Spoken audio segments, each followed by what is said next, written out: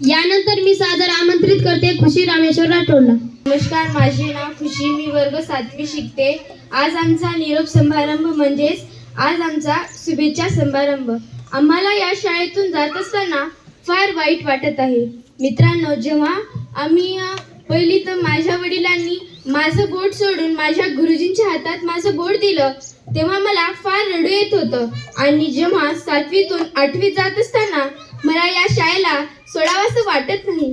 मित्रांनो, जसं कुंभार आपल्या मडक्यांना आकार देतो आणि तो आकार झाल्यानंतर कुंभार त्या मडक्यांना विकण्यास नेतो, तसंच 1ली ते 7वी पर्यंत आमच्या गुरुजींनी आम्हाला कुंभार जसं मडक्यांना आकार देतो तसंच आमच्या गुरुजींनी आम्हाला मडक्यासारखा आकार दिला आणि आता तो मडकं विकायला जात आहे हे सांगत असताना मला फार वाईट वाटत आहे.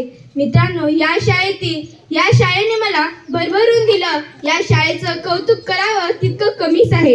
आणि मित्रांनो, एवढंच म्हणते, डोळ्यात पाणी, ओठांवर हसू, मनात आठवणींचा मेळा आहे. नव्या प्रवासाच्या प्रारंभीसाठी निरोपाचा हा सोहळा आहे.